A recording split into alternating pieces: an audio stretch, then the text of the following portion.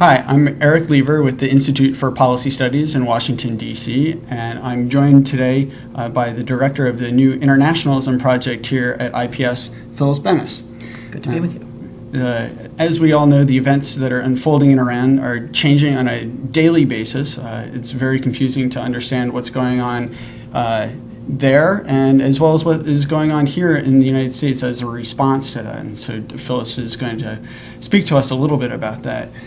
Can you start off by giving a sense of what things are looking like today? What are we to make out of the protests that are going on the ground? It's very difficult to get accurate information. Most of the international press has been forced out. There are some journalists left. There's a lot of information coming, but without much context. So we're seeing lots of video being put up on YouTube and here and there, but it's very hard to know what it represents. Today, Monday, it seems that the mobilization, if it happens at all, will be significantly smaller than in the past. There were, of course, significant clashes, and a number of people were killed by authorities during the mobilizations on Saturday and Sunday.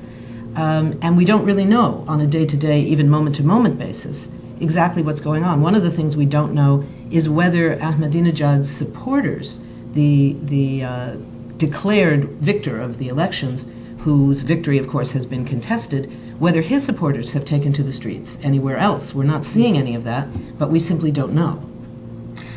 What's the reaction of the United States government been as far as what the Obama administration has said, what's been going on in Congress? Well, the administration, this is where we're really seeing a significant difference between this administration and the Bush administration of the last 8 years. It's been remarkably cautious, I think very appropriately so, very careful to both recognize the democratic legitimacy of people coming into the streets demanding information, demanding transparency, demanding a recount, but being very careful not to either take sides in the election and say who the U.S. prefers as their to win the election, or even to embrace the protesters in a more aggressive way, as way too many people in Congress, mainly Republicans, but I think some Democrats as well, are calling for a more aggressive embrace, which is the last thing that people in Iran want, need, or could accept. It would be devastating. It would be a disaster, I think, for the protesters to be linked with the United States. There's already false claims of that are coming from various sources, apparently, in Iran. We certainly don't need to have true claims being made that the U.S. is behind these protests. That won't help anybody. We've heard, I think, from Congress and other voices here in the U.S. that this is really a democracy movement inside of Iran. Is it that?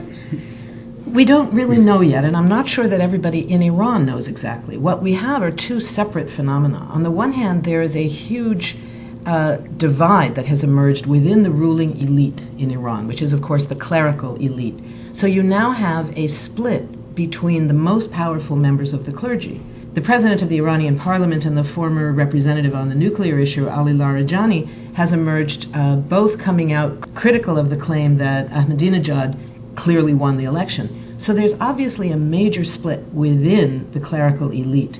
Now, how far that goes is hard to know. The main leader of the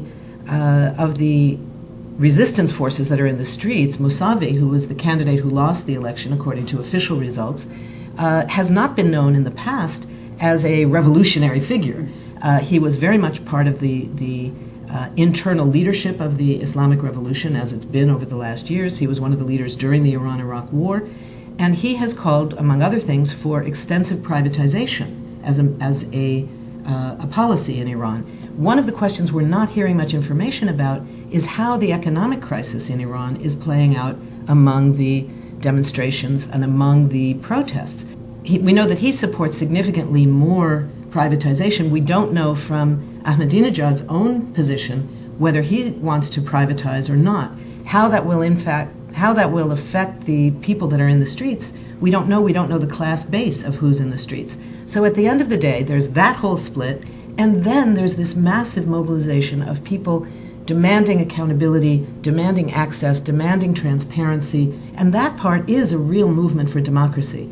Whether it's a movement to challenge the legitimacy of the entire regime, we simply don't know yet. if you were in the State Department or had the era of Obama, what would you be advising them to do now? I would be advising them to do as little as possible and to say nothing of their views of who would make a better president, who is the legitimate president, or anything else.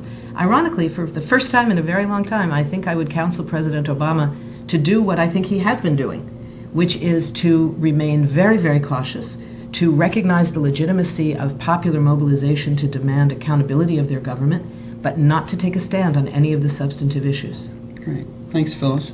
Thank you.